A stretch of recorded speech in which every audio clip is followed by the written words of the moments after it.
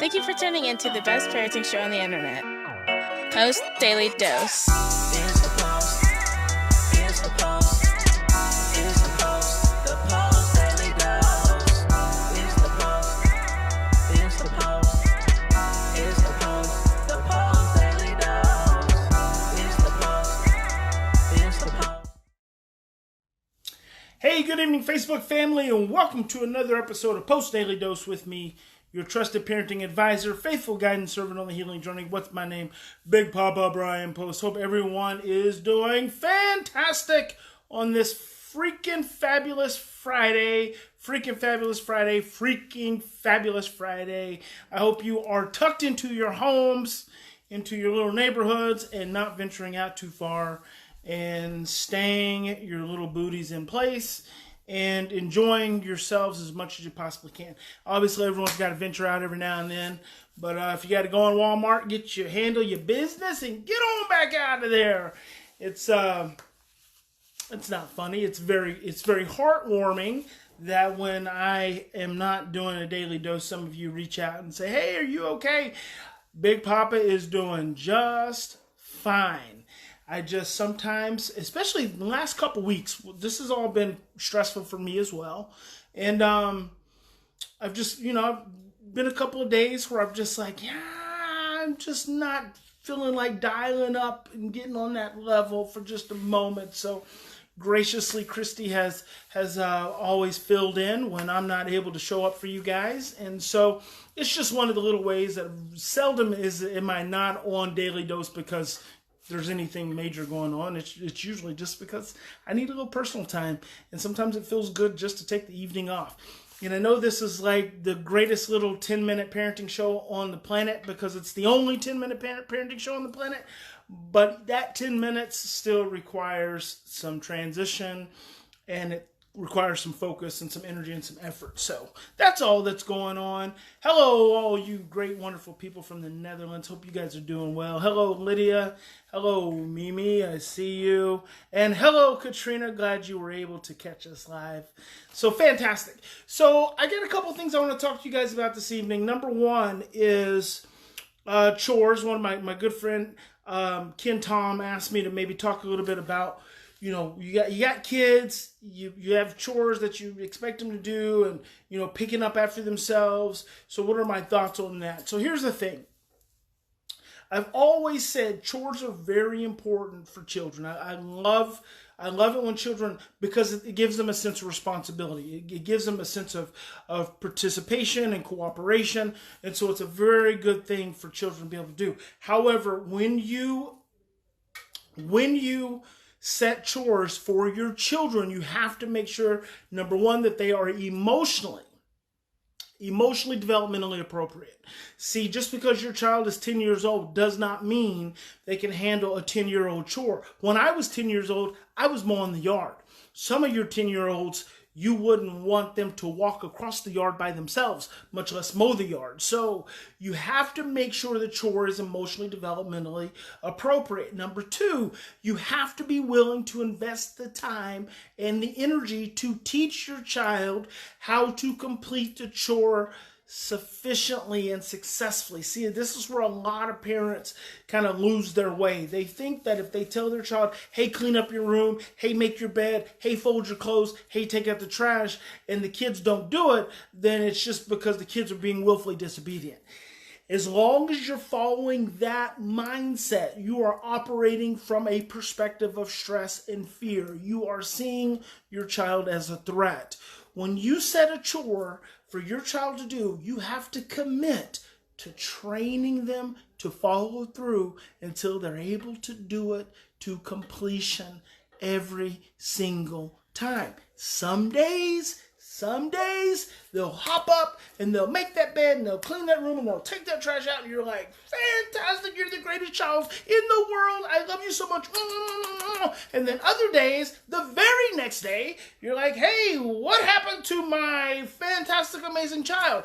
And then all of a sudden there's this big battle. See, that's what you got to realize, that children have a window of tolerance for how much stress they can handle. Yes, chores is stressful. Yes, you can look at it as your child being willfully disobedient, but it's not going to help you. It's not going to help you to focus on your child being a threat and just doing things against you. Look at them as being stressed. And when you look at them as being stressed and you look at them as being emotionally regressed, it changes your internal physiology. Woosah. And instead of getting upset with them, you just say, uh-oh, something's going on. What's going on, buddy? Hey, buddy, what's going on? What do you mean? You didn't make up your bed like you usually do. What's up? Do you need help? How can I help you? How can I support you? See, I'm not letting him off the hook. I'm just connecting. I'm understanding. I'm affirming. And I'm offering guidance.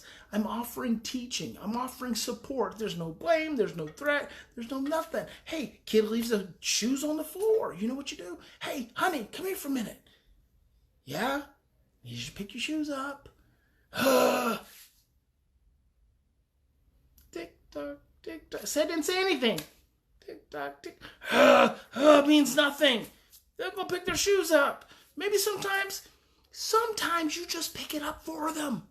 Just pick the shoes up. Let them know. Let them see. Hey, here's your shoes. Set them down. Guess what that's doing? That's teaching them how to pick up shoes and put them in their appropriate place. You just have to be committed to the training. So, enough of that. Okay, so last thing I want to talk about is this thought about a high-risk teen. See, this is one of the beauties, like when I'm like enclosed in tight spaces for long periods of time with very little human interaction, I get to really think about this stuff, and I get to think about you guys, and I get to listen. And something I've been rolling around in my brain for the last 30 days, but it's not just been for the last 30 days. I've been doing this for 20 years. So over the span of 20 years, every now and then, this kid will come across my path that's just challenging. It's like, I feel like I know what the child needs, but I'm just not able, because it's one of those things I always say when you're thinking about the parenting continuum, and I've got all the negative things listed, and it's medication rather than modification of environments and relationships. See, I don't think that we should give children medication until we have exhausted every modification of the relationship and the environment possible. See, that's my belief. So I'm always thinking from that perspective. So how can I modify a relationship or modify an environment to help a child be more successful? Some of these kids I've encountered over the years. I remember one specifically 15 years ago. His name was Cameron. Cameron used to regress. So one-on-one, no problem. He lived with Christy and I for a while. Cameron, when he was with peers, when he was around other kids, he would regress and he'd become 2 years old. And he was charismatic, so he could really get all the other boys really stirred up. And then recently I met another young man, super smart young man. It's like, and I mentioned him to you guys, it's like when he was in a regulated environment, I mean, he was such an interesting, unique kid, so gifted, so talented, but put back in his original environment, and he just would go down this different pathway. And I just talked to a mom and dad the other day that made me think about these kids again, and I'm like, oh my gosh, these individuals, and these are, so far, it's been mostly males. These male individuals, but I know there are some females out there, these male individuals who have this early chaotic brain wiring. It starts in utero. And then their first several years, there's lots of chaos, there's lots of violence. And then what happens is they hit adolescence. And usually the parents struggle with them for long periods of time. I'm rambling on, but I'm trying to make this quick. Parents struggle with them for long periods of time. Kid hits adolescence, and then they are literally off the chain. I mean, they are out of control. They try residential, they try group homes, they try therapeutic this and therapeutic that, and nothing seems to work, and a kid ends up in juvenile detention. Kid gets out of juvenile detention, feels like kid doesn't even matter. He doesn't care. He just goes right back to doing whatever he was doing to begin with, and then he just keeps getting caught up in the system over and over and over and over again. And so my thought is this. When a child who has that early background, that early history, that early experience, and that experience of chaos hardwired into their brain, they become addicted to the adrenaline. It's not that they are seeking to just be bad kids and be delinquent and break the law. It's not that at all.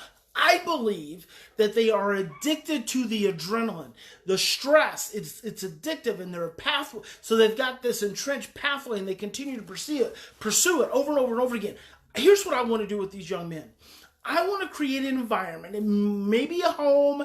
It may be a retreat setting. I'm not sure what it is. It's not clear to me. But I know there will probably be a home aspect to it, because I really believe in creating that consistent, regulated environment. Because I told these parents the other day, I said he's going to need probably 6 months to 12 months of a reset. I feel like the brain needs a sufficient enough amount of time in a regulated environment, but an environment that's also got an equal amount of adrenaline exposure to it, but adrenaline exposure in a positive way, in a legal way, in a healthy way, that the child can have this experience and start to learn. They can start to have, it's like people who've been smoking. They stop smoking and they start sucking on a lollipop. That's what I want to do. It's like that habit. You've got to break that habit with something more positive, but it's still that oral fixation. I want to create an opportunity for these young men to come into a home and then to have this exposure to this adrenaline rush. Bungee jumping, skydiving, mountain climbing, overnight backpack trips and going up mountains. So it's going to be a little bit dangerous. White water rafting. So there's going to be this high risk aspect to it. I think that is necessary to help feed the addiction, but also give the individuals a positive experience. And they do that in relationship. And then I want to be able to work them back into their homes. So I'm putting this out there to you guys just because I want to share it, because this is just it's a thought in my head. If you have ideas, if you have suggestions, hit me up, send me an email, info@postinstitute.com, or email me personally, Brian+Post, that's Brian with a Y, Mimi's going to be watching you, Brian+Post1@gmail.com, and just let me know what your thoughts are. If you have any suggestions, if you know any individuals that might be really great at kind of taking on that project, I would love to visit with you. So that's coming next. That excites me. It's not that I'm real high risk oriented. Oh, driving fast cars. Ooh, I would like to drive some fast cars. Can you imagine taking these little juvenile delinquent individuals as young men and putting them into an environment where they're like, oh my God. See, it's driving that adrenaline. And then after it's done, they're like, oh my God, that was so cool. Takes out all the high risk legal stuff, gives them a positive experience in relationship with a regulated adult, and enough of those experiences to start to rework the brain, move them away from that juvenile delinquency into goal aspiration, inspiration, motivation, encouragement, relationship, love, something positive. It's in Big Papa's head. Just wanted to share it with you. Hey, miss you guys too, Terry. I hope to be seeing you guys really soon. Hey there, Jill. All right, guys, that's it. Enjoy your Friday. Enjoy your weekend. Stay tucked in. We are still at very, very high risk levels in many, many parts of the country. So please, please, please take it seriously. And Shane should have a weekly review coming up on Saturday. So be on the lookout. Remember, in any given situation, we always have two choices. We can continue to react from our same blueprints of stress, fear, and overwhelm, or we can stop, we can slow down, we can take 3 to 10 deep breaths, and we can choose love, and I hope you will choose love. God bless you. I love you. I love you. I love you so very much. Big Papa loves you, and I want you to stay safe and healthy and be well. And I will see you guys on Monday.